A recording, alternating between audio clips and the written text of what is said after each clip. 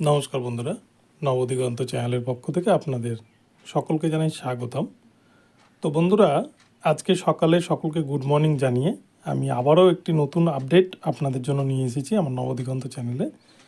তো এখন আমি আপনাদেরকে যে আপডেটটি শেয়ার করতে চলেছি সেই আপডেটটি হচ্ছে 9533 প্যানেলের স্টেট ওয়াইজ কাউন্সেলিংয়ের নোটিশ এবং এই কাউন্সেলিং কবে থেকে শুরু হতে চলেছে এই নিয়ে গুরুত্বপূর্ণ আপডেট আমি এখন আপনাদের সাথে শেয়ার করতে চলেছি। এবং এছাড়াও স্টেট ওয়াইড যে কাউন্সেলিং শুরু হতে চলেছে সেখানে কারা কারা সুযোগ পেতে চলেছেন এবং এই প্যানেলের কোনো ক্যান্ডিডেট বাদ যাবেন কিনা এই নিয়ে বিস্তারিত আপডেট আপনাদের সাথে শেয়ার করব। তো আমি আশা রাখবো আপনারা সম্পূর্ণ ভিডিওটি স্কিপ না করে প্রথম থেকে শেষ পর্যন্ত দেখতে থাকবেন। এই ভিডিওর মাধ্যমে আপনারা কিন্তু অনেক অজানা ইনফরমেশন পেয়ে যাবেন। তবে তার আগে বলে রাখি, যারা প্রথমবার আমার চ্যানেলে এসেছেন আপনারা কিন্তু অবশ্যই আমার চ্যানেলটিকে সাবস্ক্রাইব করে অল নোটিফিকেশন অন করে রাখবেন, কেননা এই ধরনের আপডেট আপনারা কিন্তু একমাত্র আমার নবদিগন্ত চ্যানেল থেকেই পেয়ে যাবেন। তো চলুন আমরা এবার আজকের এই আপডেটটি প্রথম থেকে শেষ পর্যন্ত বিস্তারিতভাবে জেনে নিই। বন্ধুরা, আপনারা দেখছেন এবং সকলেই কিন্তু জানেন যে 6 তারিখ থেকে কাউন্সেলিং শুরু হয়েছে। প্রতিটা জেলাভিত্তিক যে কাউন্সেলিং অর্থাৎ 8,951 জন যে নিয়োগ পেতে চলেছেন এই 2022 রিক্রুটমেন্ট প্রক্রিয়ার ওপর, সকলেই কিন্তু ডিএলএড ক্যান্ডিডেট, আপনারা সকলেই জানেন। তো এই রিক্রুটমেন্ট প্রক্রিয়ায় জেলাভিত্তিক কাউন্সেলিং কিন্তু প্রায় শেষের পথে।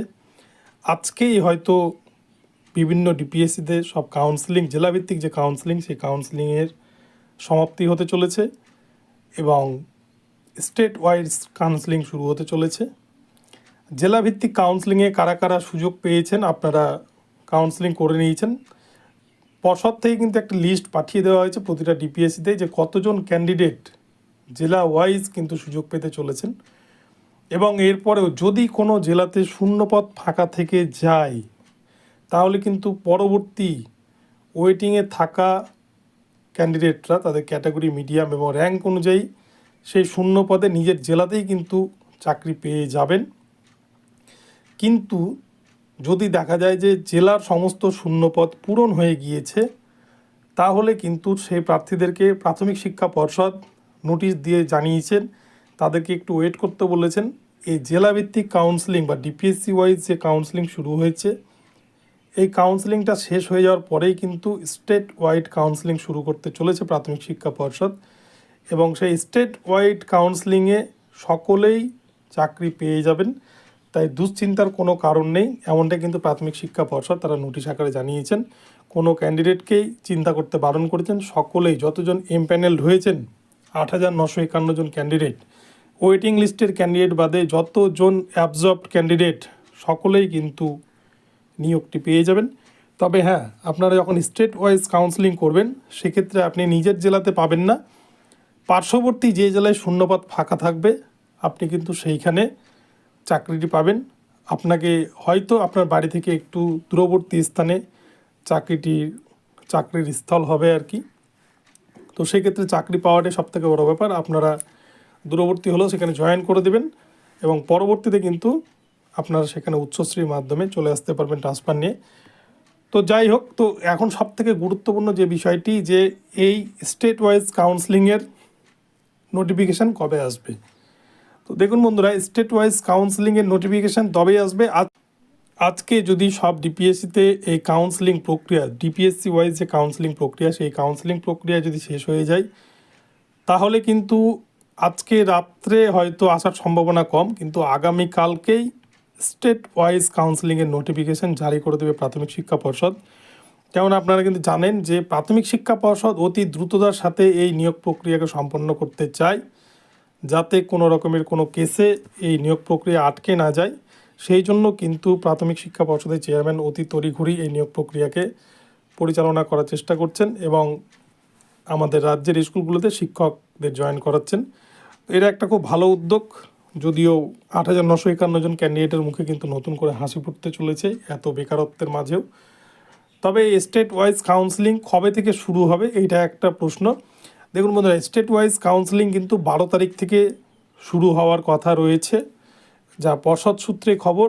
এবং এই স্টেট ওয়াইজ কাউন্সেলিং কিন্তু আপনার ডিপিএসসিতে হবে না, স্টেট ওয়াইজ কাউন্সেলিং হবে এপিসি ভবন থেকে।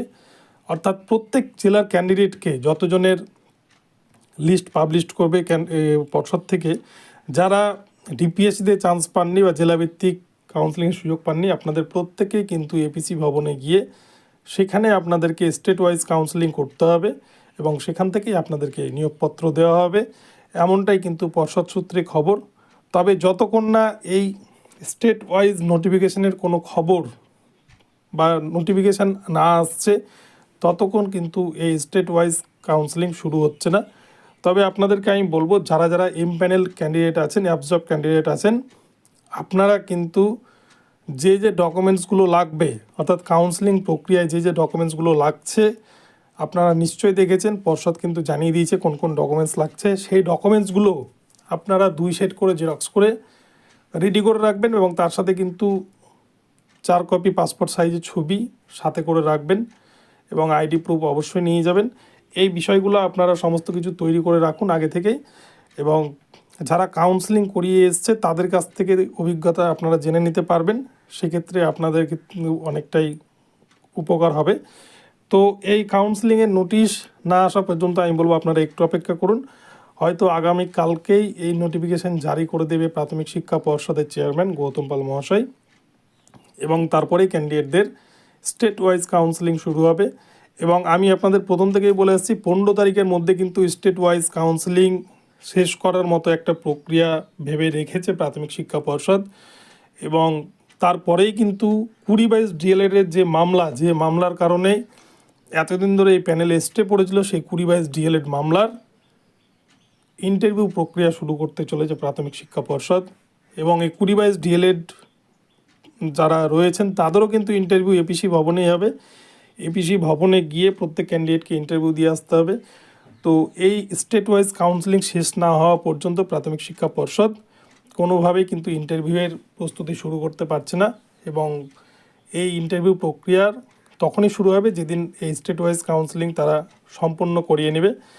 তো এরপরেই কিন্তু তারা হলফনামা সুপ্রিম কোর্টে জমা করবে এবং এই পূর্ণাঙ্গ প্যানেল 20/22 ডিএলএড সহ পূর্ণাঙ্গ প্যানেল কিন্তু তারা সুপ্রিম কোর্টে হলফনামা আকারে জমা করবে, এবং তারপরে আগামী 22 মার্চ 2024 তারিখে এই মামলার ফাইনাল জাজমেন্ট বিচারপতি হিমা কোহলি ম্যামের বেঞ্চ থেকে আসতে চলেছে।